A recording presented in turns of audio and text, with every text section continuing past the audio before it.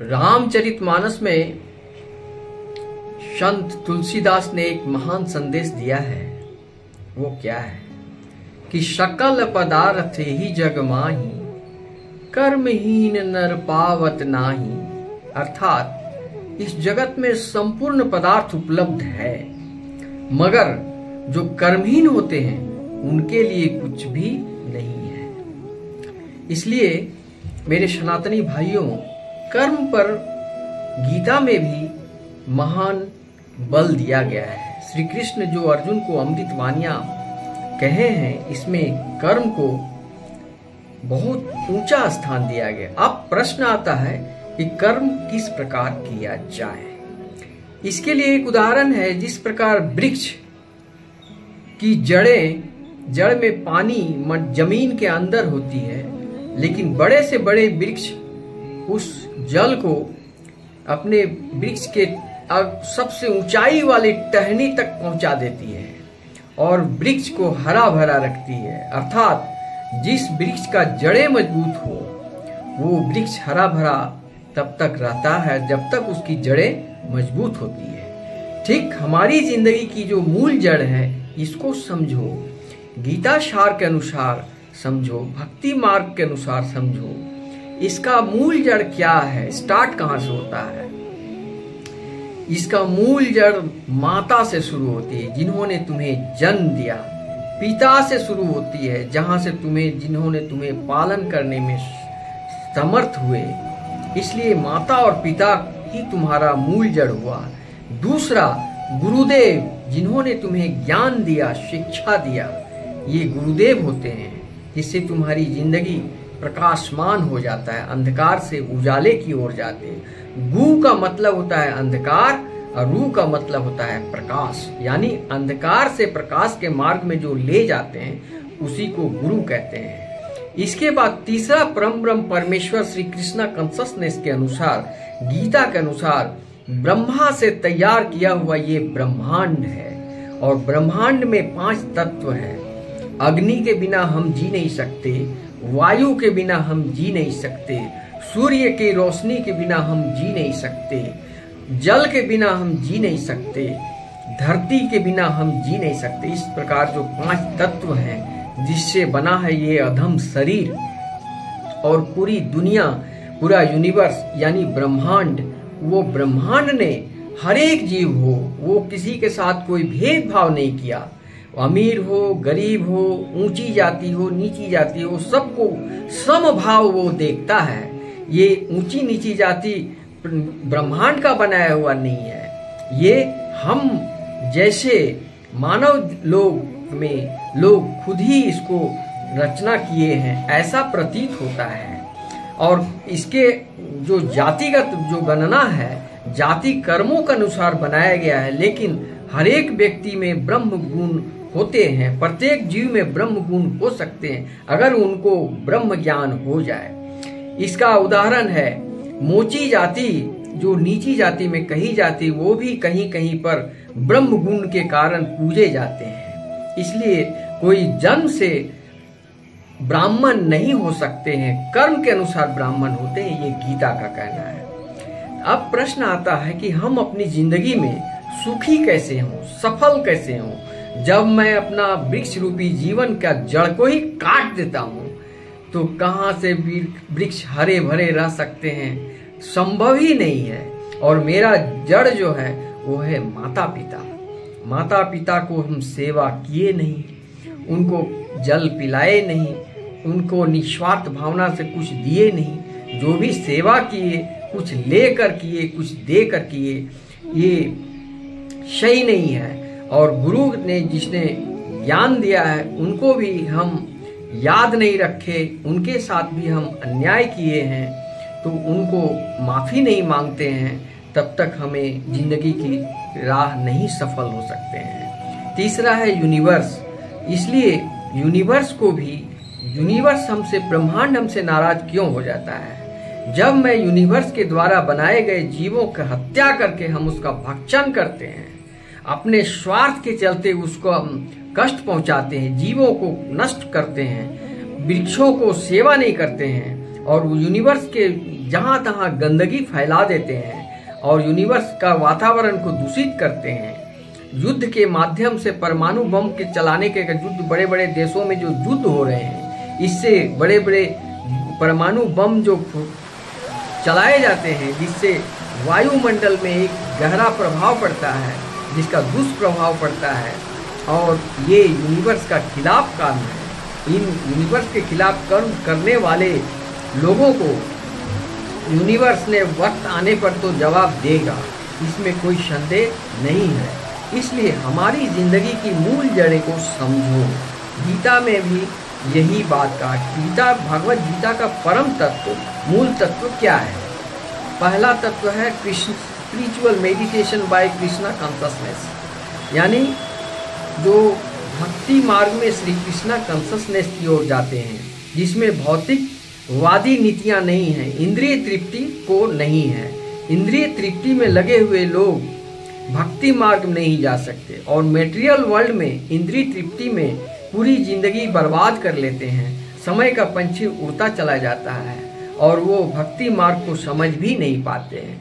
और कर्म के जो महान कर्म हैं, उन कर्मों को हम कर ही नहीं पाते हैं। हम समय नष्ट कर लेते हैं ताश खेलने में, गेम खेलने में, रील देखने में, अपनी इंटरटेनमेंट करने में समय को बर्बाद करते हैं। लेकिन जो असली है परम तत्व, परम ब्रह्म परमेश्वर को जानना और उनकी सेवा भाव में रहना, श्री कृष्ण को द्वारा बनाए गए नियमों को पालन करना, फॉलो करना, हमें बड़ी भाग से नर्तन पावा, बड़े भाग से हम जीवन में मनुष्य कुल में जन्म लिए। 84 लाख योनियों के बाद हम मानव तन में आए हैं और हमारे भगवान मन में बुद्धि, दिमाग, चेतन दिए हैं और इसमें धन्यवाद करने की क्षमता है। अगर कोई भूल हो जाए तो क्षमा मांगने की क्षमता है, जो जानवरों में नहीं है। ये हमारी देन है। अब हमने बचपन से सुनता आया है कि जो भी करते हैं भगवान करते हैं, उनके सिवा कोई पत्ता भी नहीं हिल सकता, लोग कहते हैं ना।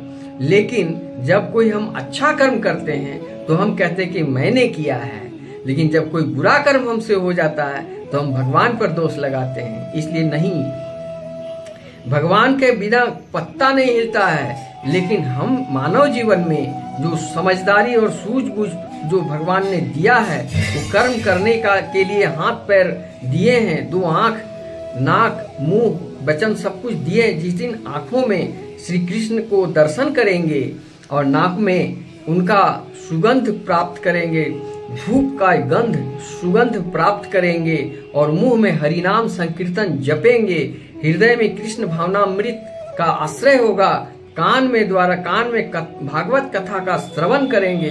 उस दिन हम भागवत कर्म में, भागवत ध्यान में, भागवत प्राप्ति में, कृष्ण भावनामृत में हम पहुंच पाएंगे। इसमें भगवान का कोई हाथ नहीं होता है। कर्म का फल इंसान को खुद करना पड़ता है और कर्म इस प्रकार करना चाहिए।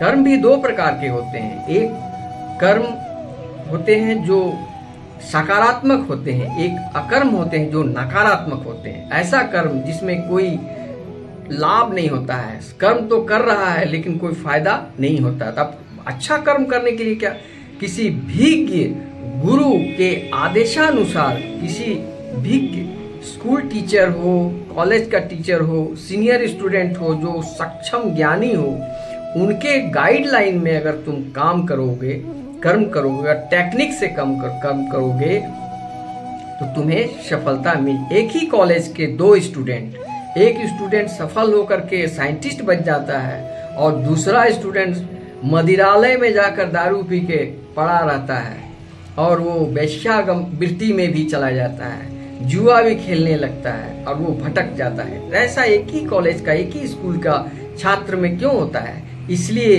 कि जो भक्ति मार्ग में जो जिसका कर्म एक गाइडलाइन को, अपने इंद्रियों को तृप्त करने के चक्कर छोड़कर अपनी मस्तियों को त्याग कर वो अध्ययन में ध्यान दिया और ज्ञान को प्राप्त किया, वो सफल हो गया।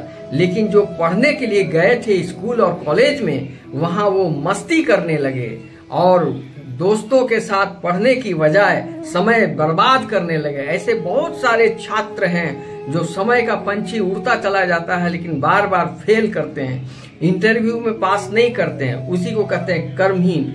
ऐसा ही कर्महीन को रामचरितमानस में श्री तुलसीदास जी कहते हैं कि सकल पदार्थ यही जग माही, कर्महीन नर पावत नाही।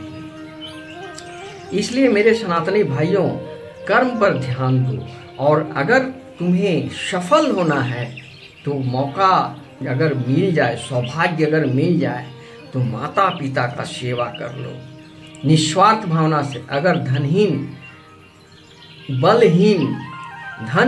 बलहीन कमजोर बूढ़े माता पिता हैं, उनको सेवा करने का अगर सौभाग्य तुम्हें प्राप्त हो जाए, ये बहुत अच्छी बात है। सफलता किस्मत चमकाने का एक सुनहरा मौका है। नंबर 2, अगर कोई गुरु तुम्हारे सामने बीमार हैं, उनका सेवा करने का मौका मिल जाए, अगर वो धनहीन है तो उनको कुछ दान करके उनका सेवा की मौका मिल जाए, सुअवसर मिल जाए, ये परम सुख पाने का एक दूसरा, किस्मत चमकाने का दूसरा माध्यम है। तीसरा, यूनिवर्स में कोई जीव जंतु बीमार पड़ा हुआ मिला है, कोई वृक्ष सूख रहा है पानी के बिना, ऐसे चीज को जल प्रदान करो और जीव जंतु की सेवा करो। इससे यूनिवर्स बहुत खुश हो जाता है। लेकिन ये 3 कर्म करने का सौभाग्य उसी को परमात्मा देते हैं जिनको सफल होना है। लेकिन जिसको असफल के मार्ग में जाना है, अधोगति में उनको मरना है, वो ये 3 काम कर ही नहीं सकते। पूरी जिंदगी बीत जाएगी मगर ये 3 काम उनसे कभी नहीं हो सकता है। तो ऐसे जो मूर्ख व्यक्ति है उसको ज्ञान मार्ग में लाने का एक बहुत बड़ा साधन हमारे पास उपलब्ध है। हमारे मानव जीवन में भगवान ने जो भगवत गीता अपने मुखार बिंद से अमृतवाणियों के द्वारा दिए हैं, वो भगवत गीता एक ग्रंथ ही नहीं, महान अमृत है। उसका नाम है कृष्ण भावनामृत, जिसका 1 चम्मच पीते ही हमारे अंदर भक्ति भावना जागती है और हमारे जो व्यथा है वो पल भर में नष्ट होती है और भ्रम की दुनिया, जो माया है, उससे हम मुक्ति पाते हैं। इसलिए प्रेम से आओ, बोलो राधे राधे, और महामंत्र है हरे कृष्ण कृष्ण कृष्ण हरे हरे, हरे राम राम राम हरे हरे का नित्य जाप करो, जिससे तुम्हारा मुक्ति मिलेगी। सतयुग में 10,000 वर्ष, त्रेता में 1 वर्ष और द्वापर में 1 महीने का जप करने से मिलता था। लेकिन कलियुग, महाराज ने, कलियुग सबसे बेस्ट युग है। इसमें हरिनाम संकीर्तन 1 घड़ी, आधो घड़ी, आधी में पुण्याद भी करते हो तो तुम्हें मुक्ति प्राप्ति हो जाती है। इसलिए रामचरितमानस में भक्ति और भागवत गीता से मुक्ति पाने का सुंदर सुनहरा मौका मिला है, सौभाग्य मिला। अभी सांस तुम्हारी चल रही है, इसी वक्त समय यही है कि तुम अपने भक्ति मार्ग को चमका लो, अपने किस्मत को चमका लो और अधोगति में जाने से और ये जो मृत्यु और जन्म के जो चक्र है, इससे मुक्ति पाने में तुम्हें मानव जीवन का जो मूल उद्देश्य है उसको तुम सफल बना दो। बोलो राधे राधे।